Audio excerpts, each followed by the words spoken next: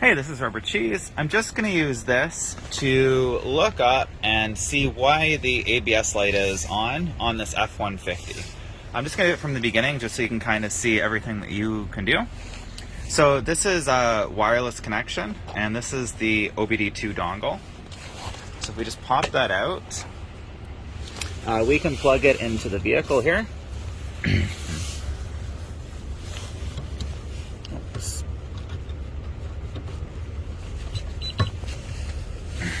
So we've got it plugged in, and then we'll turn on this unit and go to scan.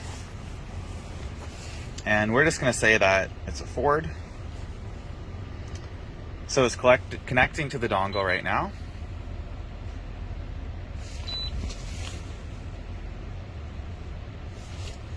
And you can automatically search.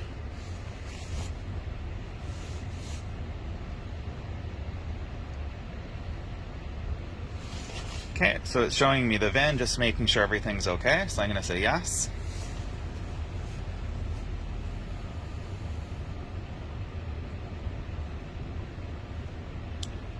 All right, and then if I hit vehicle information, it's going to show me my VIN, my mileage, things like that, pulled off of the ECM.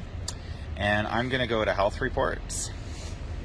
And it's going to scan each module and tell me about the issues. Now, in this case, I'm specifically wondering why the ABS light is on, or why the brake light is on. So we'll go into here, and we can read the fault code.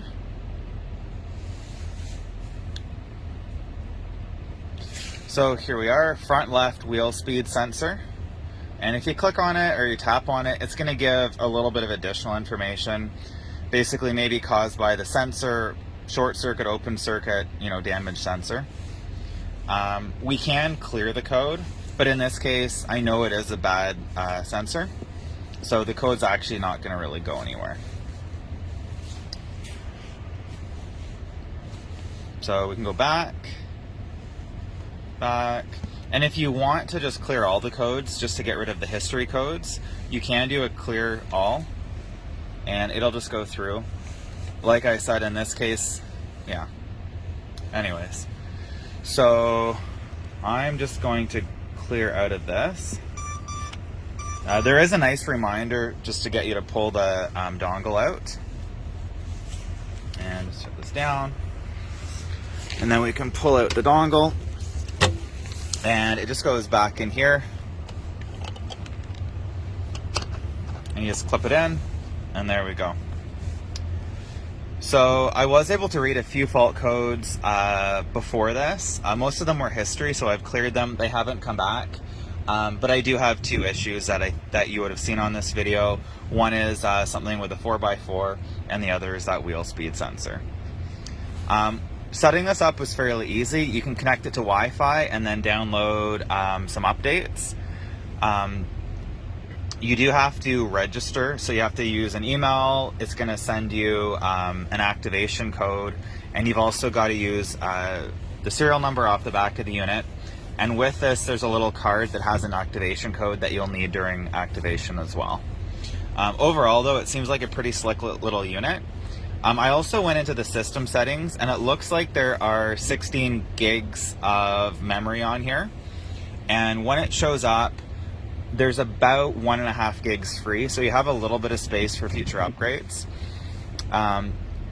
So I don't have I'm not connected to Wi-Fi right now, but these are a number of updates that I could make. A lot of them are specific to, I think, China and Europe, so they're not that applicable to me, but I updated the ones which are useful for me.